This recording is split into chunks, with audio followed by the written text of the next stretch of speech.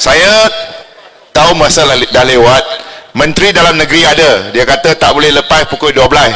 Jadi saya tahu masa dah lewat, dan saya tahu apabila saya bangun di pentas ini, saya nampak ada ramai orang-orang baju biru. Cikgu Zaidi ada lagi.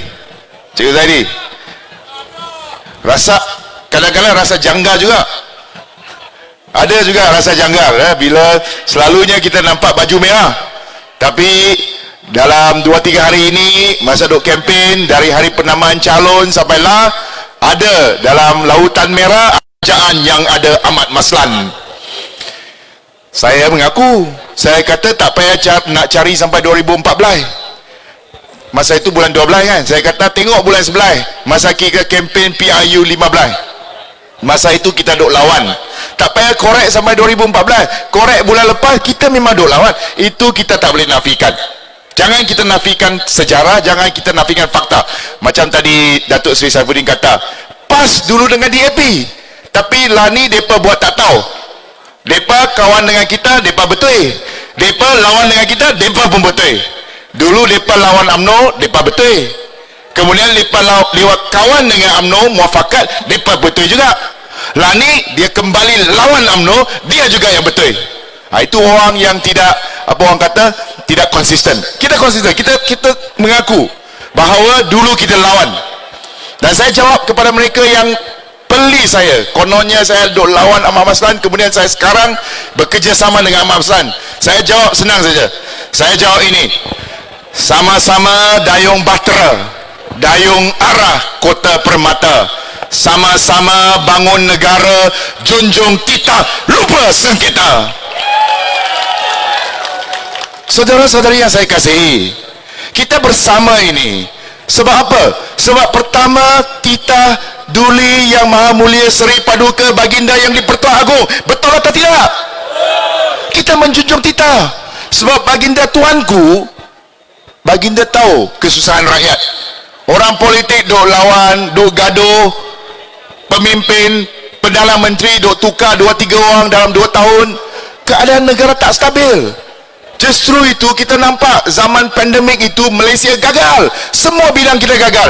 Ekonomi kita gagal, urus pandemik kita gagal, urus ekonomi, urus rakyat, kebajikan rakyat kita gagal. Jangan lupa, rakyat sampai kena kibar bendera putih. Ingat lagi, zaman depa gagal. Sampai kita main sukan pun kita gagal. Lepas tu depa kata, oh sukan kita gagal sebab pandemik. Indonesia tak ada pandemik, Singapura tak ada pandemik, satu dunia ada pandemik, tetapi oleh sebab kianat mengkhianati, oleh sebab politik derhaka, oleh sebab politik katak, maka kita lihat negara tidak stabil. Jadi Duli Tuanku kata apa? Dia kata orang politik lupakan sengketa lama, kita bersatu. Jadi hari ini kita nampak merah, biru, kuning. Dan kalau ada kawan-kawan yang hijau, kita jemput sekali. Kita sama-sama bersatu di bawah kerajaan perpaduan, menjunjung titah Duli Yang Maha Mulia Seri Paduka Baginda Yang di-Pertuan Agong. Boleh atau tidak? Saya tahu tadi Datuk Seri Saifuddin Nasution kata, kalau nak bincang bab ekonomi, nak bincang bab jaga rakyat, mereka tak boleh lawan kita. Jadi dia bincang bab apa? Hari ini ramai orang baju biru. Saya nak sebagai setiausaha organisasi DAP. Apa itu pangkat setiausaha organisasi DAP ini? Dia lebih kurang setiausaha agung UMNO. Presiden UMNO setaranya pangkat tu setiausaha agung DAP Anthony Loke. Selepas setiausaha agung DAP, setiausaha organisasi. Saya orangnya. Saya nak habakkan hari ini, okey? 4 perkara asas dalam perlembagaan Malaysia. DAP tidak ada masalah. Perkara pertama, agama Islam sebagai agama rasmi persekutuan kita. DAP sokong, DAP tidak ada masalah, beres perkara ini. Kalau cakap bab agama Islam ni, kadang-kadang hati saya rasa sakit juga. Mereka kata apa? Ramai orang Melayu sini, orang Melayu Ketua Pemuda UMNO Negeri ada kat sini. Pihak lawan, mereka fitnah kata Pulau Pinang tak ada azan. Korang orang Melayu, bolehkah korang duduk diam apabila orang fitnah negeri kita tak ada azan? Sedangkan ini kita tahu penipuan. Betul atau tidak? Pulau Pinang ada azan ke tidak? Ada azan ke tidak? Saya bagi tahu orang Melayu di Kuala Lumpur sebab mereka tak tahu. Kadang-kadang ada juga yang termakan fitnah.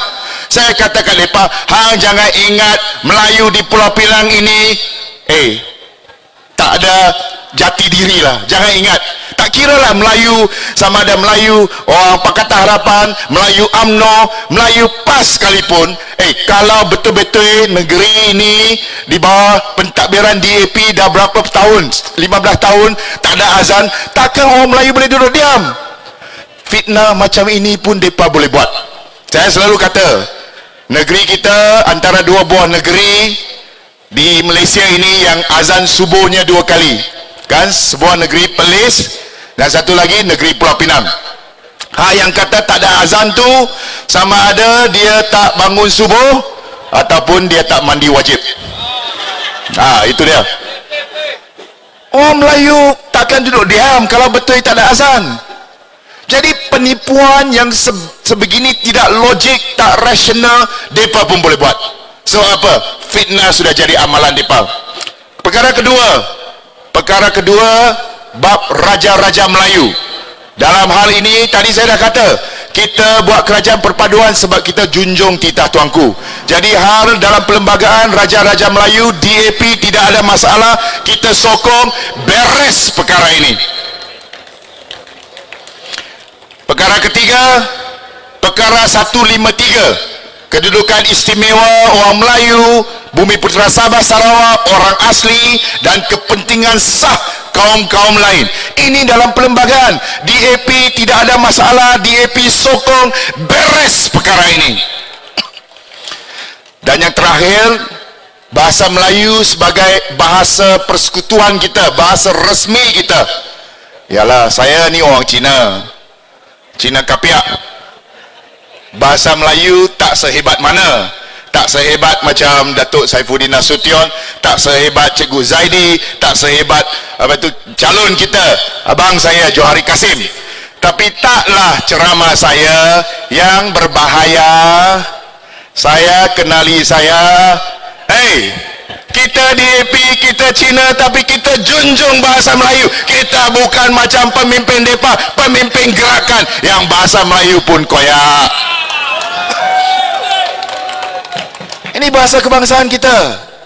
Saya orang DAP.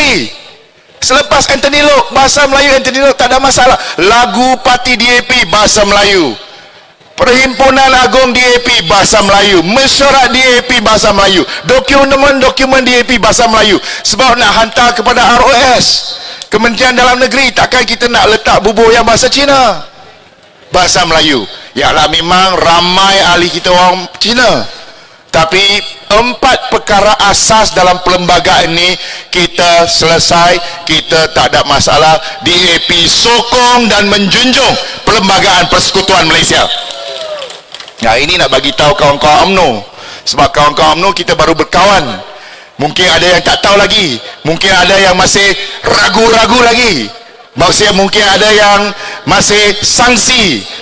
Kod-kod DAP ini betul apa yang dipakata ni? Cina-Cina ini bahasa Melayu tak boleh cakap, agama Islam tak hormat.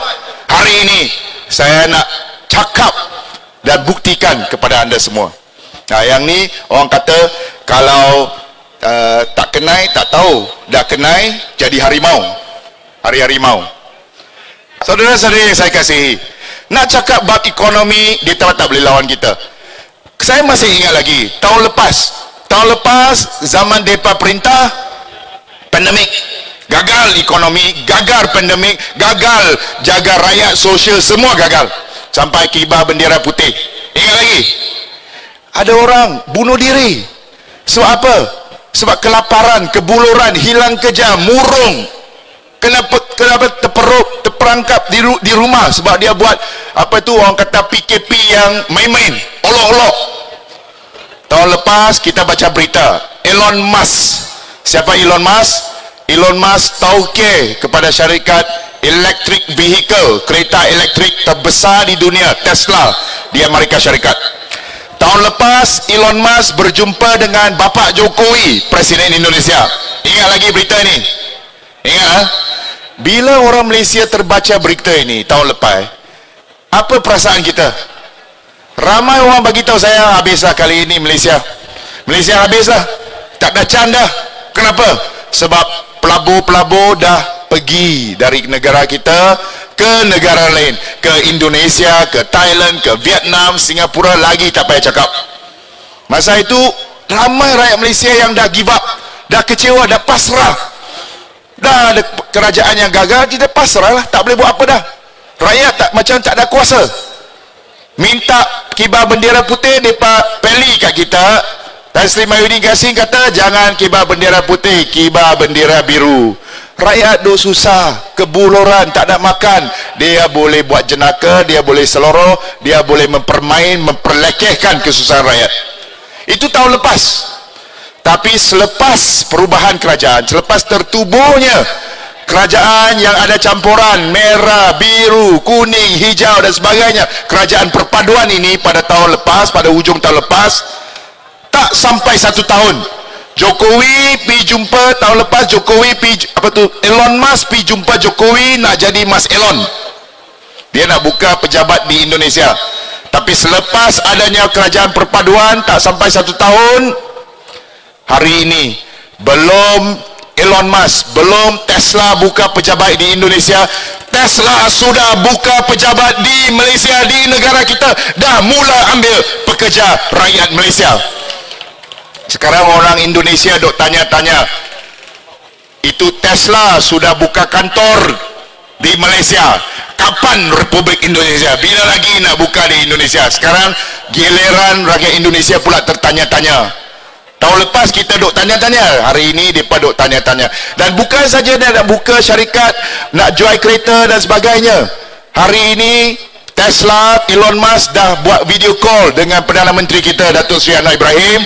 Dia kata dia bukan saja nak bawa teknologi kereta mari ke Malaysia, dia nak bawa teknologi internet, dia nak bawa teknologi satelit, semua datang ke negara kita Malaysia. Kerana apa? Kerana adanya kerajaan perpaduan yang stabil. Saudara-saudari yang saya hormati, bab ekonomi tak boleh lawan. Jadi dia lawan hari ini DAP. Tadi dah abang, dulu dia pernah kerjasama dengan kita, dulu dia pernah rapat dengan kita. Masa itu dia tak ada masalah. Dia bawa Steven Sim pergi ke Kedah untuk ceramah tiap-tiap minggu. Dia dengan bangganya kata, ini kawan kita DAP. Dan masa kita kawan, memang kita kawan, kita menjunjung. Untuk saya, sehingga hari ini tokoh politik yang saya sanjungi, almarhum Tok Guru Nik Aziz. Saya ingat lagi 10 tahun yang lepas, saya pergi ke Kelantan, Pulau Melaka. Masa itu saya belum jadi YB ke, belum jadi apa-apa lagi, junior lagi dalam politik. Tapi saya duduk kereta, bawa kereta pergi sampai Kelantan, pergi ke Pulau Melaka, ke rumah Tok Guru. Tak ada temu janji, sebab dia menteri besar, kita pun tak berani nak buat apa, tak ada appointment. Jadi tunggu kat luar pintu, tunggu. Tiba-tiba Tok Guru Nik Aziz keluar daripada masjid di tepi rumahnya. Dan kita pun memberanikan diri pergi jumpa dengan Tok Guru. Tak ada appointment, kita pun takut juga, dia MB, dia menteri besar. Pergi dengan Tok Guru, jumpa dengan Tok Guru, tanya Tok Guru, kita perkenalkan diri lah, saya Steven, jauh datang dari Penang. Tok Guru minta izin nak tangkap gambar. Tok Guru pandang kita, tiba-tiba dia kata, kita dah takutlah, takut dia bagi nak tangkap gambar kan, nak marah kita. Tok Guru kata, nak tangkap gambar boleh, jangan tangkap Ambo. Nak tangkap gambar boleh, jangan tangkap saya.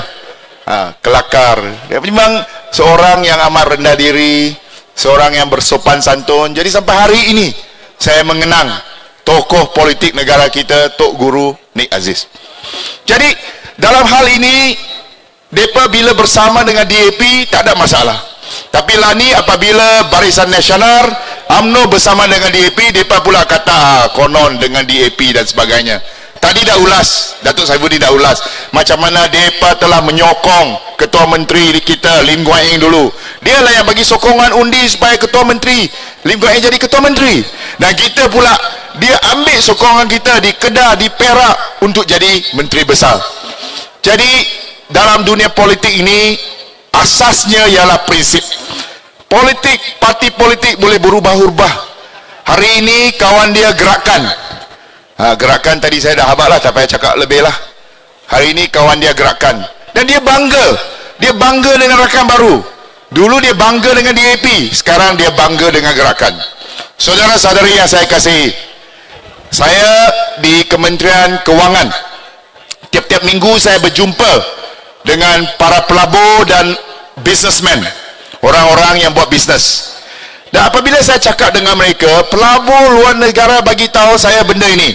Dia kata, Steven Sim, Malaysia ini kalau rakyatnya, orang Melayu, orang Cina, orang India, orang Sabah, Sarawak, orang asli, kalau rakyatnya bersatu padu, dunia akan takut, dunia akan gentar. Kenapa? Saya kata, kenapa? Dia kata, hampa tengoklah, mereka mai buat bisnes kat Malaysia, mereka mai buat pelaburan kat Malaysia, dia jumpa orang kita boleh cakap bahasa Cina. Dia ingat, macam buat bisnes dengan negara China. Dia jumpa dengan orang kita boleh cakap bahasa India. Macam boleh menembusi pasaran India. Dia mai buat bisnes dengan kita, orang kita cakap bahasa Melayu. Ya, bahasa antara bahasa yang terbesar di Nusantara ini. Dia mai negara kita buat bisnes, orang kita ada orang Melayu, ada juga orang Cina yang boleh cakap bahasa Arab, boleh cakap bahasa English.